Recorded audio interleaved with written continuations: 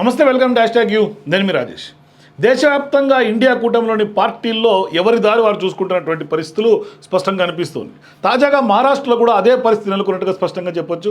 Maharashtra assembly ఎన్నికల్లో మహావికాస్ అఘాడి, ఆ కూటమిలో ఉన్నటువంటి కాంగ్రెస్ పార్టీ అయినా, శరద్ పవార్ ఎన్సీపీ అయినా, ఉద్ధవ్ ఠాక్రే శివసేన పార్టీలో కలిసి పోటీ చేసినటువంటి విషయం మనకు తెలిసిందే. మహాయుతి కూటమి, మహావికాస్ అఘాడి పెద్ద ఎత్తున రెండు కురుక్షేత్రంలాగా మహారాష్ట్ర ఎన్నికలు జరిగింది. అయితే ఈ ఎన్నికల్లో ఎంవీఏకు ఘోర పరాజయం అయితే ఎదురైంది. ప్రజల నుంచి కొంత వ్యతిరేకత ఎదురైంది. మరోవైపు అక్కడ ప్రధానంగా అక్కడ జరిగినటువంటి ఎన్నికలంతా కూడా హిందుత్వ ఎజెండా మీద జరిగింది. సో ఈ నేపథ్యంలో ఎంవీఏలో లుకులుకులు మరొకసారి మొదలైనట్టుగా స్పష్టంగా తెలుస్తుంది. ఒక పార్టీపై మరొక పార్టీ ఆరోపణలు, విమర్శలు చేసుకోవడం మొదలుపెట్టినటువంటి పరిస్థితి పోస్ట్ ఎన్నికల సినారియో కొంత మహారాష్ట్రలో మారుతోంది. ఈ క్రమంలో మహారాష్ట్రలో త్వరలో జరగబోతున్నటువంటి మున్సిపల్ ఎన్నికల్లో ఎంవీఏ కూటమిలో ఉన్నటువంటి ఉద్ధవ్ ఠాక్రే శివసేన పార్టీ ఒంటరిగా పోటీ చేసేందుకు సిద్ధమైంది. దీంతో ఎంవీఏ కూటమికి ఉద్ధవ్ ఠాక్రే గుడ్ బై చెప్తున్నట్లుగా తెలుస్తోంది. ముంబై, నాగ్పూర్, థానేలో జరిగే మున్సిపల్ ఎన్నికల్లో శివసేన ఏదైతే యూబీటీ ఒంటరిగా పోటీ చేయాలని కూడా నిర్ణయం తీసుకోవడం, ఆ పార్టీ సీనియర్ నేత సంజయ్ రౌత్ శనివారం తాజాగా మాట్లాడినటువంటి నేపథ్యంలో కొంత కుండబద్దలు కూడా చెప్పినటువంటి పరిస్థితి. దీంతో మహారాష్ట్రలో ఎంవీఏ భవిష్యత్తు కొంత ప్రశ్నార్థకంగా మారింది. కూటమి కారణంగానే పార్టీ కార్యకర్తలకు అవకాశాలు ఉండటం లేదని, సంస్థాగతంగా కూడా పరిస్థితులు బాగోలేదని ఇవాళ సంజయ్ రౌత్ ఈ క్రమంలోనే కొంత ఒంటరిగా పోటీ చేయాలని భావిస్తున్నట్లుగా ఆయన స్పష్టం చేశారు. సో ఇప్పుడు ముంబై, థానే, నాగ్పూర్, ఇతర మున్సిపల్ కార్పొరేషన్లో, జిల్లా పరిషత్తుల్లో కానీ, పంచాయతీ ఎన్నికల్లో కానీ ఒంటరిగానే పోటీ చేయబోతున్నట్లుగా సంజయ్ రౌత్ స్పష్టంగా చెప్పారు. ఎన్నికల్లో ఒంటరిగా వెళ్లాలని ఉద్ధవ్ ఠాక్రే సంకేతాలు ఇచ్చినట్టుగా సంజయ్ రౌత్ చెప్పేశారు.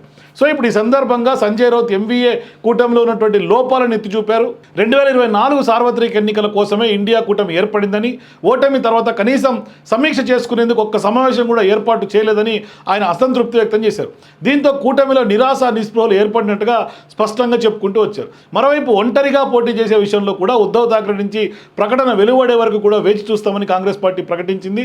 మరోవైపు ఎన్సీపీ, శరద్ పవార్ పార్టీ కూడా ఎంవీఏ కూటమికి షాక్ ఇచ్చే నిర్ణయం తీసుకుంది.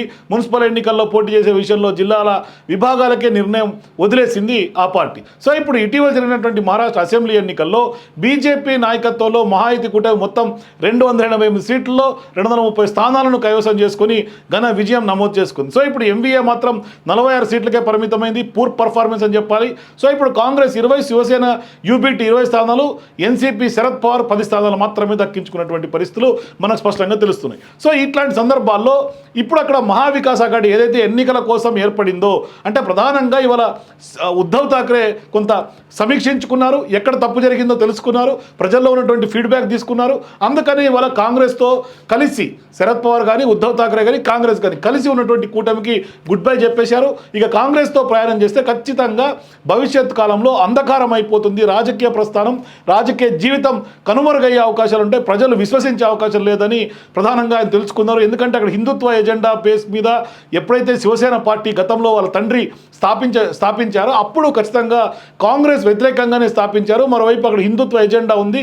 హిందూ బేస్ మీదనే ఇవాళ శివసేన పుట్టినటువంటి పరిస్థితి. అందుకనే ఇప్పుడు కొంత అంటే సెక్యులరిజంగా ఉన్నటువంటి కాంగ్రెస్ పార్టీతో కలవటాన్ని అక్కడ ప్రజలు జీర్ణించుకోవాలనే విషయాన్ని ఖచ్చితంగా అర్థం చేసుకున్నటువంటి ఉద్ధవ్ ఠాక్రే ఇవాళ తాజాగా సంచలన నిర్ణయం తీసుకొని మహావికాస్ అఘాడి నుంచి కూడా బయటికి వస్తున్నట్టుగా స్పష్టంగా తెలుస్తుంది. భవిష్యత్తులో జరగబోయే అన్ని ఎన్నికల్లో కూడా ఒంటరి పోరే కొంత నయం, దాంతో రిజల్ట్స్ కొంత మరింత మెరుగ్గా వచ్చే అవకాశాలు ఉన్నాయనే అంచనాకి నిర్ణయానికి వచ్చినట్టుగా తెలుస్తుంది. సో మీరు కూడా మహావికాస్ అఘాడి నుంచి కూడా ఉద్ధవ్ ఠాక్రే బయటికి రావడానికి ఎట్లా చూస్తారు? మీ అభిప్రాయాన్ని కామెంట్ రూపంలో తెలియజేయండి.